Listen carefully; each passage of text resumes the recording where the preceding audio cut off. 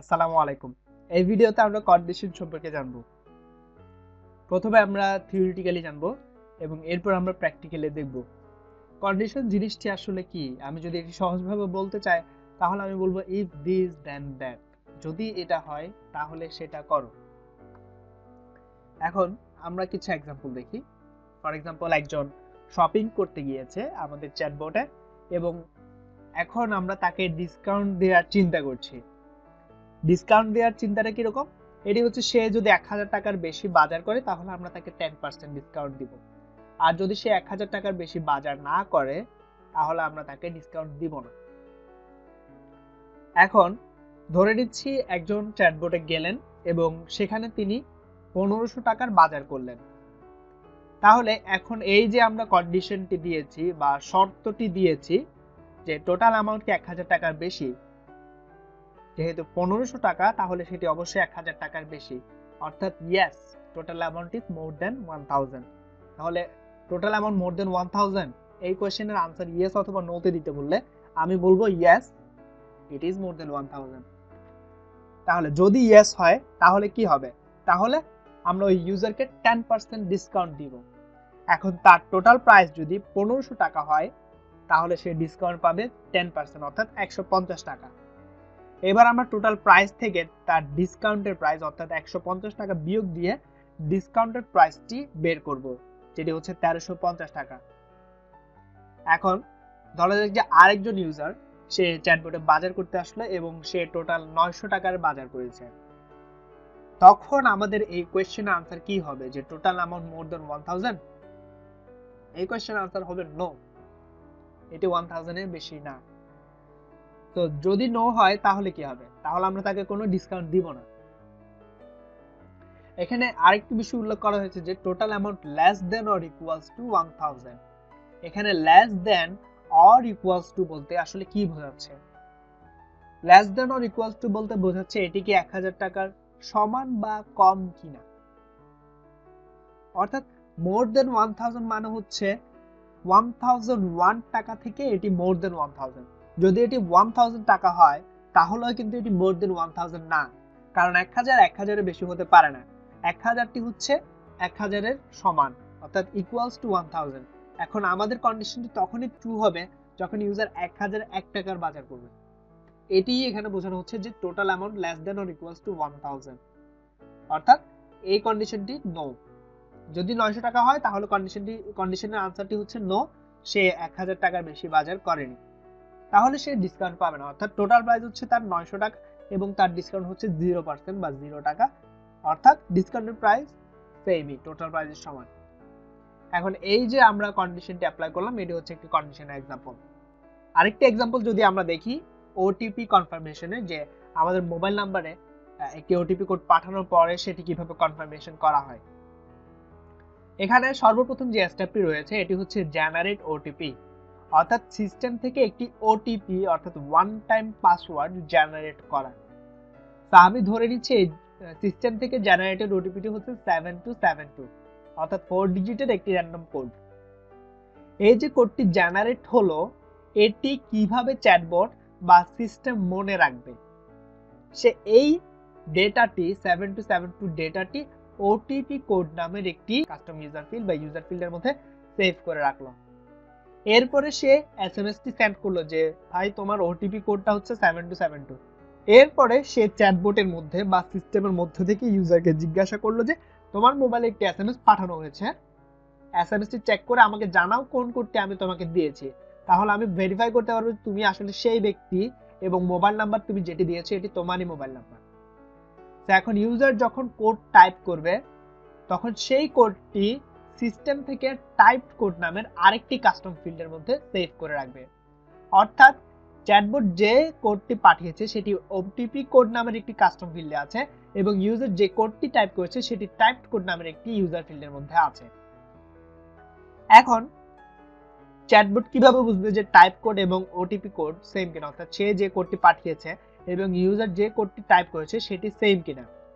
এর জন্য সে একটি কন্ডিশন অ্যাপ্লাই করবে যে আমি তাকে ওটিপি কোড পাঠিয়েছি এবং সে আমাকে টাইপড কোড দিয়েছে।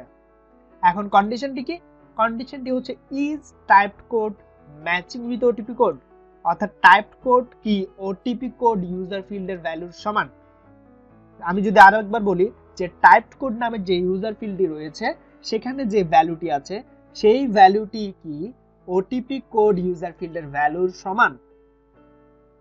যদি সমান হয় তাহলে ওটিপি ভেরিফাইড, আর যদি সমান না হয়, সে যদি 7272 না দিয়ে অন্য কিছু দেয়, 7273 দেয় বা 7271 দেয়, তার মানে কন্ডিশনটি ম্যাচ করবে না, টাইপ কোডের ভ্যালু ওটিপি কোডের সাথে ম্যাচ করবে না, তখন আমাদের কন্ডিশনের আনসার হবে নো।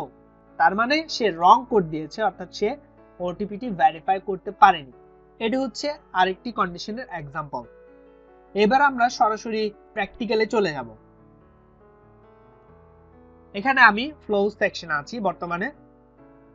ফ্লোজ সেকশন থেকে আমি প্রোডাক্ট সেকশনটিতে গেলাম।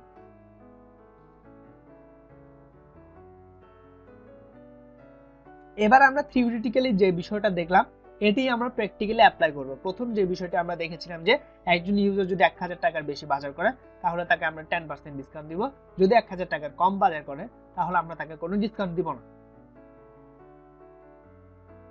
আমাদের এখানে যে কালেক্ট ইনফো স্টেপটি রয়েছে এটিকে আমি এখন দুই ভাগ করে ফেলি। এখানে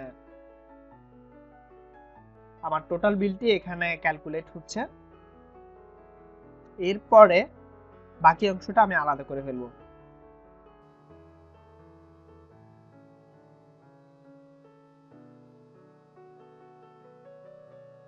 অর্থাৎ আমি এখন এটিকে দুই ভাগ করে ফেললাম। প্রথমে জিজ্ঞাসা করছি প্রোডাক্ট কয়টি কিনতে চান, এরপর হচ্ছে মোবাইল নাম্বারটি দিন, তারপর আমার টোটাল বিলটি ক্যালকুলেট হচ্ছে। এরপর আমি কন্ডিশন দিব যে টোটাল বিলটি 1000 টাকার বেশি কিনা, যদি বেশি হয় তাহলে সেখান থেকে 10% মাইনাস করে দিয়ে টোটাল বিলটা আবার ক্যালকুলেট করব এবং এরপরে পরের স্টেপে চলে যাবে। তো এই বিষয়টি করার জন্য আমি এখানে একটি কন্ডিশন দিব। যদি ডান পাশের প্লাস বাটনে ক্লিক করি, এখানে কন্ডিশন একটি প্লাগইন আমরা দেখতে পাচ্ছি, কন্ডিশনটা আমরা এখানে অ্যাড করে নিচ্ছি। এখানে আমি এই কন্ডিশনটি নেক্সট স্টেপের সাথে কানেক্ট করে দিচ্ছি।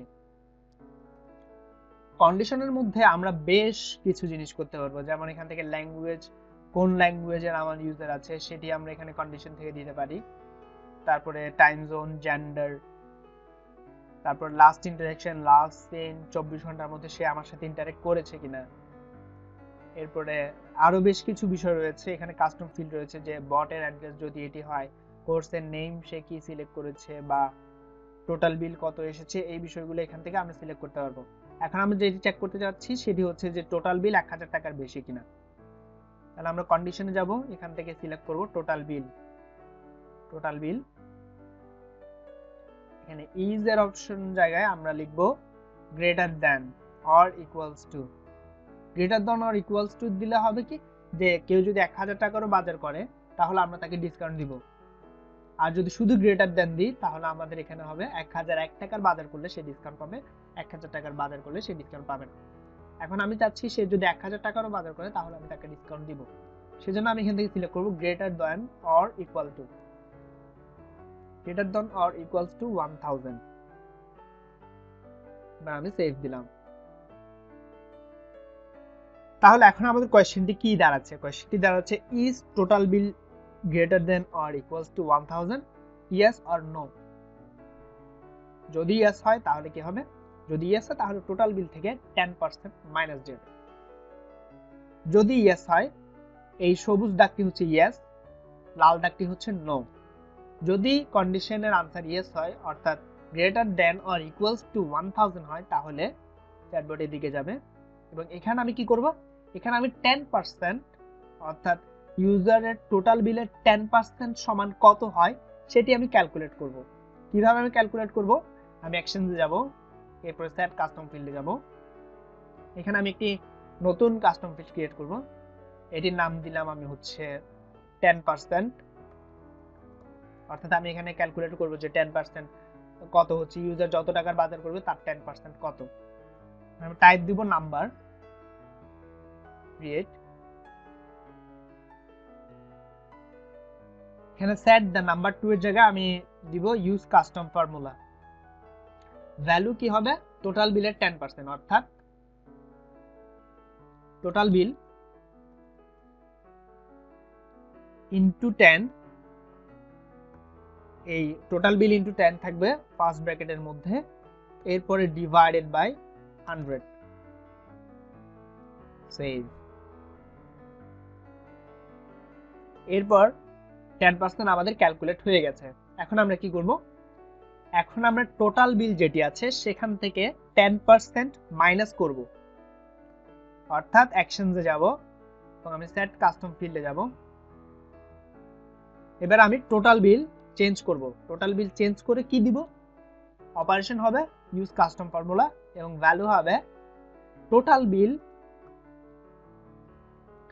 মাইনাস 10%, অর্থাৎ টোটাল বিলের যত ভ্যালু থাকবে সেই ভ্যালু থেকে 10% এর ভ্যালু মাইনাস করে যা ভ্যালু থাকবে সেটি আমি আবার টোটাল বিল কাস্টম ফিল্ডে সেভ করব। অর্থাৎ টোটাল বিলের কাস্টম ফিল্ডে যে ভ্যালুটা আগে ছিল সেটি রিপ্লেস হয়ে নতুন ভ্যালুতে চলে যাবে, অর্থাৎ 10% মাইনাস করলে যে ভ্যালুটি হয় সেই ভ্যালুতে চলে যাবে। এরপর আমি সেভ করব। সেভ করার পরে এখানে যে ক্যালকুলেশনটি হলো, এরপর আমি তাকে বলতে পারি যে কংগ্রেচুলেশন, অথবা বাংলা লিখতে পারি অভিনন্দন।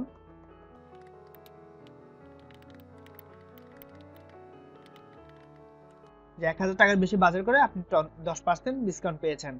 এটির সাথে কানেক্ট করে দিব কালেক্টিং ফর পরবর্তী স্টেপটি, অর্থাৎ টোটাল বিল যদি 1000 এর বেশি বা সমান হয় তাহলে এখানে একটি ক্যালকুলেশন হবে। ক্যালকুলেশনের পর আমরা তাকে অভিনন্দন জানাবো। এরপরে আমরা তার বাকি ইনফরমেশনগুলো কালেক্ট করব বা তাকে অর্ডার সম্পর্কিত বাকি ইনফরমেশনটি জানিয়ে দিব। আর যদি সে 1000 টাকার বাজার না করে তাহলে আমার মাঝখানের এত কিছুর দরকার নেই, আমার কোনো ক্যালকুলেশন করতে হবে না, তাকে কোনো অভিনন্দন জানাতে হবে না, আমি সরাসরি তাকে বাকি ইনফরমেশনগুলো দিয়ে দিব। অথবা এখানে চাইলে আপনারা আপসেলের ব্যবস্থা করতে পারেন, যে সে যেহেতু 1000 টাকার বাজার করেনি আমরা তাকে একটা অফার দিতে পারি যে তুমি যদি 1000 টাকার বেশি বাজার করো তাহলে তোমাকে আমি 10% ডিসকাউন্ট দিব। যদি তুমি আরো বেশি বাজার করতে চাও তাহলে ব্যাকে যাও, আর যদি আর বাজার করতে না চাও তাহলে কন্টিনিউ করো। এখন আমরা এটি পাবলিশ করব এবং প্রিভিউ করব। প্রিভিউ। এখন আমি যদি একটি পিৎজা কিনতে চাই, বাই নাও দিলাম, আমি কয়টি পিৎজা কিনতে চাই, আমি একটি পিৎজা কিনতে চাই।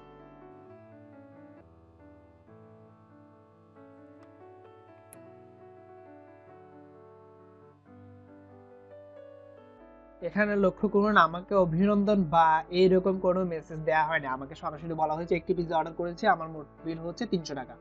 এখন আমি যদি সেম ফ্লোটি আবার প্রিভিউ করি এবং 4টি পিৎজা অর্ডার করি, অর্থাৎ 3 4 12, 1200 টাকার পিৎজা অর্ডার করি, তাহলে কি হয় দেখা যাক।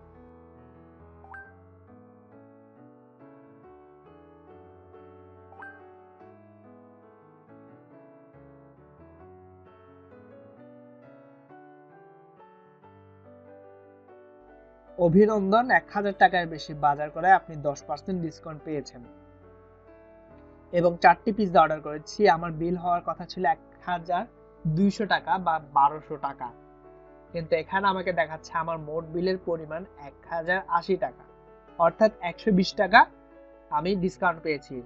1200 টাকার 10% 120, এবং সেজন্য আমার মোট বিলের পরিমাণ হয়ে গেছে 1200 বিয়োগ 120, অর্থাৎ 1080 টাকা। এই যে কন্ডিশনটি রয়েছে, কন্ডিশনের বিষয়টি রয়েছে, এই কন্ডিশনের বিষয়টি এখানে আমরা ডিসকাউন্ট ক্যালকুলেশনের জন্য ব্যবহার করছি। কন্ডিশনের আরো বিভিন্ন ধরনের ব্যবহার হতে পারে, যেমন আমাদের কাছে যত বেশি ইনফরমেশন থাকবে আমরা তত বেশি ন্যারো ডাউন করে কাস্টমার টার্গেট করতে পারবো। এই জন্য আমি একটু ব্যাকে যাই এবং এখান থেকে যদি আমি অডিয়েন্সে যাই,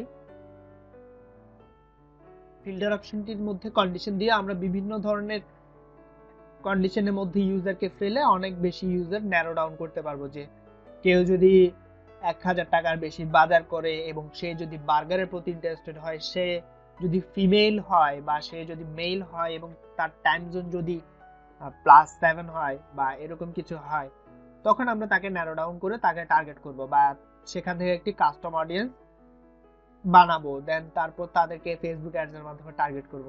এখন যেমন ধরা যাক যদি আমি এখানে কন্ডিশন দেই যে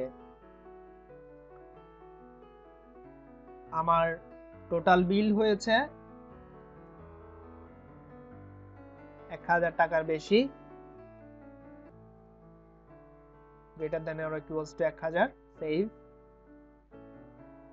তারপর আরেকটা কন্ডিশন দিব হচ্ছে ট্যাগ অ্যানালিটিক্সে tag is interested in burger, অর্থাৎ আমি 1000 টাকার কোনো কিছু বাজার করেছি এবং আমি বার্গারের প্রতি ইন্টারেস্টেড। এখন এখানে আমাকে ন্যারো ডাউন করে দেখাচ্ছে যে এই ছেলেটা বার্গারের প্রতি ইন্টারেস্টেড আছে এবং সে কোনো কিছু, এটি শুধুমাত্র বার্গার না, যে কোনো কিছু সে 1000 টাকার বেশি বাজার করেছে এবং তার লাস্ট দিন হচ্ছে 2 মিনিট আগে।